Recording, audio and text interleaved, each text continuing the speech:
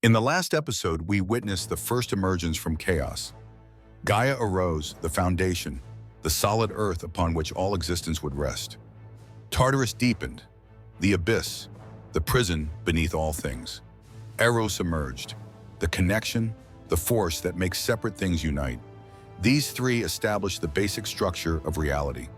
But the cosmos was far from complete. Something essential was missing.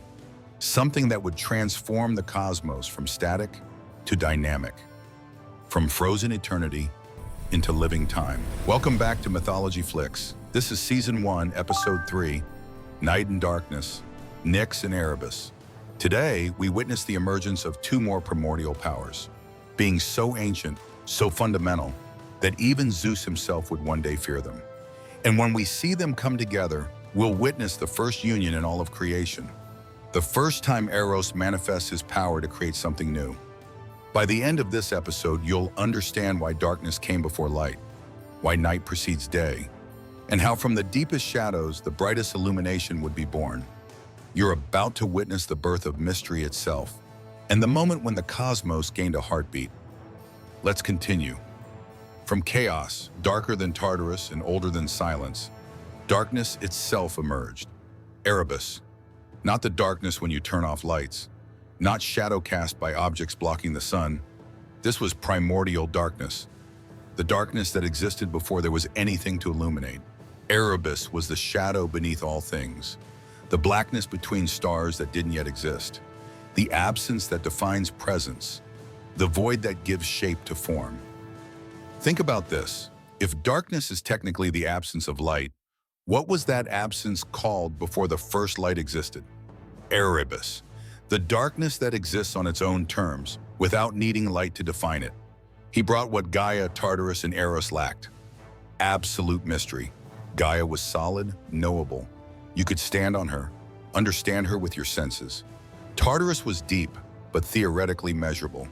You would fall for 9 days, but eventually reach bottom. Eros was movement visible in his effects. You could see things being drawn together. But Erebus was completely unknowable.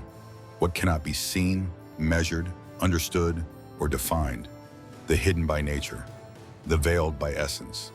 In Erebus, things could exist without being seen. Secrets could be kept forever. Mysteries could remain unsolved. Not everything needed to be revealed, exposed, brought into the merciless light of consciousness.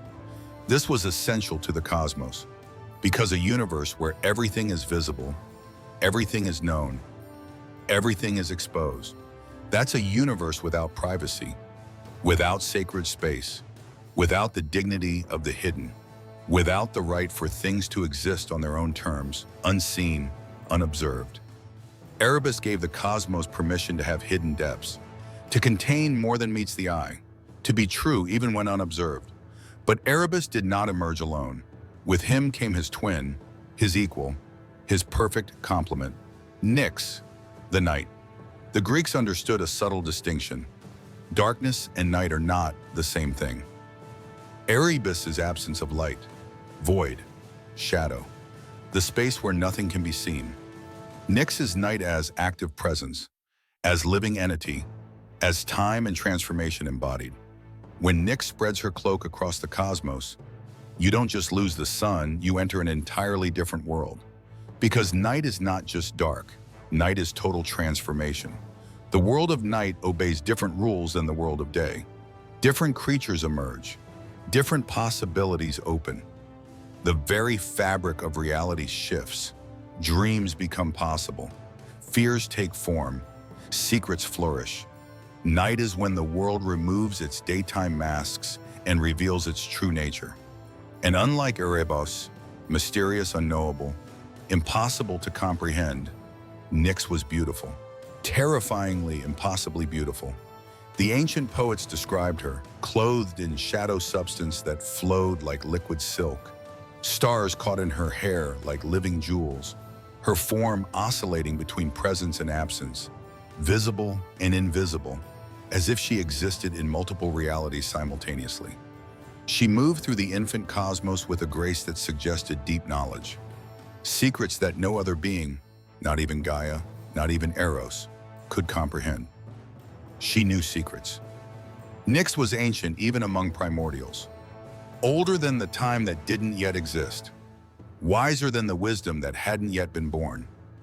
In time, she would become mother to forces that even the gods would fear. Death, waiting patient at the end of every journey. Sleep, carrying us gently each night. Dreams, revealing truths that daylight hides. And the Moirai, the three fates who spin, measure, and cut the thread of every life, indifferent to pleas or threats. Even Zeus, king of gods, lord of thunder, would one day fear the Moirai, would fear Nyx herself. But those births await the future. Now something unprecedented was about to happen. For the first time in the history of existence, two beings emerged simultaneously and recognized each other. Gaia had awakened alone in the void. Tartarus existed in absolute isolation. Eros was connection personified, but had nothing to connect.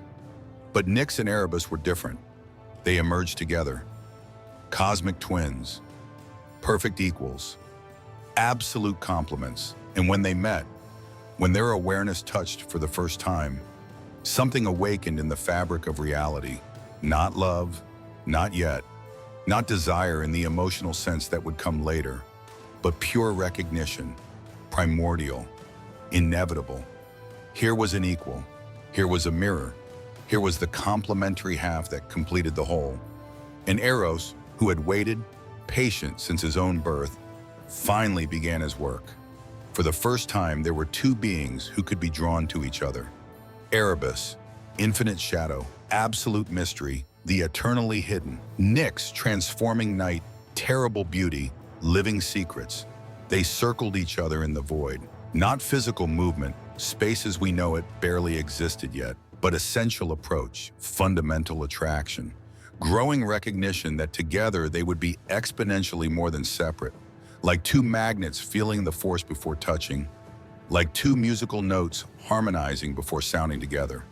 The tension grew, the attraction intensified, the inevitability became irresistible, and through the power of Eros, the primordial force of all attraction, Erebus and Nyx united. The first union, the first intertwining, the first time two separate beings emerged into something new. And from the impossible embrace of darkness and night, opposites were born. From darkness and night came light and day. First came ether, the upper air, the crystalline atmosphere of the heavens, the impossible blue seen only at the highest mountains. Clarity above clouds, above dust, above everything earthly.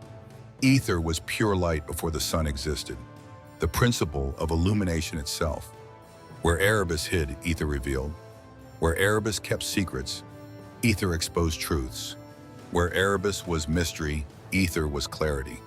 With ether came Hemera, the day. Not just light, but the time of light, when the world awakens and acts. Where Nyx brought transformation and dreams, Hemera brought awakening and action. Now perceive the depth. From darkness came light, from night came day. The Greeks understood opposites are not enemies, they are family. Light is born from darkness. Day is the child of night. They create each other, define each other, complete each other. And with this birth, the cosmos gained something revolutionary. Rhythm. Mother and daughter, Nyx and Hemera, began a dance that would never end. Hemera spreads like rising tide. Nyx retreats, waiting. Nyx returns like falling tide. Hemera withdraws, never meeting, never resting. Night, day, night, day. The first pattern, the first repetition, the first temporal structure. Before this moment, the cosmos was timeless. Things emerged from chaos without before or after. No progression, no sequence, no yesterday or tomorrow. Only an eternal now. But with Nyx and Hemera circling each other, time was born. Now there was cycle, return, predictable pattern. You could measure existence, count days.